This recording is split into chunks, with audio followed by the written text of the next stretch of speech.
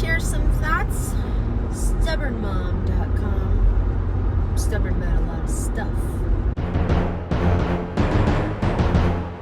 This is a little bit of a political post. Just some thoughts I've been thinking about white suburban moms. Because I guess that's me. Driving to my job. Because I got one of those too. In addition to house full of kids and laundry and stuff. Anyways, so I've heard, statistically speaking, the Democrats tried to target the white suburban moms, but they're like losing their grip on aligning with their thoughts and getting their votes. And I just had some thoughts about that. Online, I don't shy away from posting stuff that invites a lot of political discussion, sometimes heated, which is fine as long as everyone can be civil and share facts. But like, people share their feelings, that's okay too. These are crazy times, and a lot of people just need a place to vent. So sometimes I share things and I hear stuff from people that, I don't agree with their views, but I want them to know that we can still talk, together about those things. And, I know there's a lot of folks who, maybe in the past would vote for conservative candidates, but even now, after a full term of Trump, don't want to vote for him because of his personality, on the personal level, for the most part. I think that's what their reasoning is, unless if there's someone they're just very aligned with the values of the left and the Democrats, and they consume content from those type of people all day long. I'm more talking about folks who don't align with that, but they also, in addition to that, do not like the Republican candidate. They don't want Trump to win in 2020, or they're conflicted.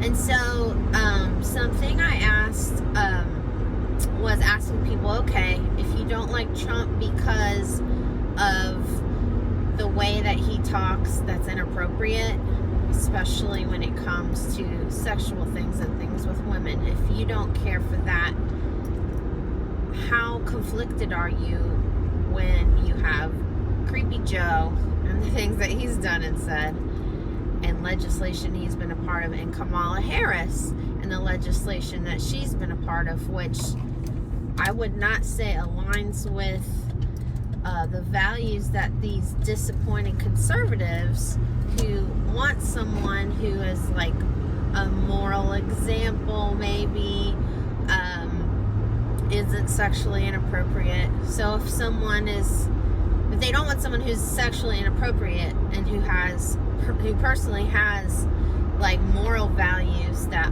align with good sexual morals, then it makes sense to me that they wouldn't vote in someone who's been part of legislation that promotes more sexual promiscuity, which is a whole nother topic, right? So it makes me think, okay, and when I ask that question, I usually just get, just Trump bashing answers, not necessarily yeah, I can see that, but whatever, that's fine. I know that we're living in times where you're gonna have, here's what my side is, and here's what my side is. That's natural. It's not necessarily wrong. But if we can place our minds in the middle to see both sides, that's a great start. But anyways, so I wonder, and I wonder what the white suburban moms, or whatever that means, or just the females out there reaching for the American dream just like everyone else. So stop putting me in a box, okay? Anyways, so it makes me wonder, people who, whether you're liberal or whether you're conservative but you don't like Trump, if he came out and he said, hey, I have done and said da da da da da da, And actually, I don't want to be like that anymore. I don't do that anymore. Being president, being in this role has changed me. This is a very honored position, and in the influences that have come alongside me as I've been in this position, I'm very much become humbled. Like, what if that happened? Maybe it has. Or maybe he's deceiving us all and it's all just a trick, and like everyone who wants that is just falling for it. But I mean, there is a lot of evidence and footage that it's very possible that he has humbled himself to a place that would line up with the morals and actions that people want. So if he said, Jesus Christ has changed my life through being in the presidency, I don't agree with that stuff I've did in the past. Hypothetically, if he came out and just said that, would that satiate some voters? I'm not saying say it to be fake. I'm not saying that's necessarily the case. I have an inkling. I sincerely do. Not because I'm just some conservative who's fooled by his charades. I'm a thinking person. I have a brain, okay?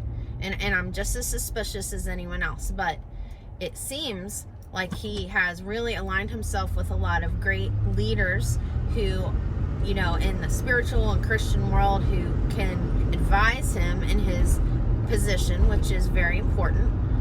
And that, railroad, and that he may have gone through an internal transformation. Okay? So, hypothetically, if he came out and said, I denounce that way of life, because people can change and they can improve, right? So if he makes that improvement, would that satisfy these people who are keeping him at bay because of just those things in his life? Because I will tell you, I did not vote for Trump in 2016, but for a different reason than most people. I didn't vote for him because I thought he is just not, this is a farce. I'm so burnt from Obama and all of that. He's not a real conservative. Look at him rubbing arms with the Clintons and all the pictures with all the shady characters and the Hollywoodites, and I'm like, no way, I'm not voting for him. He's not the real deal. I voted for some guy whose name I can't even remember, and the day after Trump got elected, he posted something about the KKK, and I was like, okay, that was dumb. That was a mistake. I guess I threw my vote away. Since then, have I made a list of all the sins of Trump? No. Have I turned a blind eye to it? Maybe somewhat, but not completely. What have I looked at? I've looked at his policies, and I watch a lot of the times where he's speaking, whether it's on script and teleprompter or just on the fly with people, like with real people, press stuff. I'm impressed. So I will be voting for him in 2020 because I think it's what's best for our nation. I think, if you want someone to be your moral leader, then go look to your pastor. However, they will not be perfect either. I don't know any human who is. And I don't remember that being a prerequisite for being the president. My goodness. But if we're looking for moral leadership, look to Jesus, your dad or your grandpa or your grandma. Find it within yourself. That's important. But I'm able to, this lighting just isn't complimentary. I'm able to separate that from what he's done in office as far as leading our nation. And I like where it's headed. I like what he's doing. So that's why I'm voting for him in 2020. But I know that's a difficult one. It's a hard pill to swallow. I just wonder, if he had gone through a change, or if he admitted something like that, what that would mean to people. On the other hand, he doesn't seem like a guy who's going to come out and apologize for stuff, because he's a tough man, and I like that. I like people who are tough and strong, and I think that's something that America should be. In addition to being humble before the Lord. I think that's also why we've always done well. So life is hard. This election is hard. We're living in times that are hard, but don't let it harden you. Bye, people. StubbornMom.com. Stubborn about a lot of stuff. I don't know. Anyways,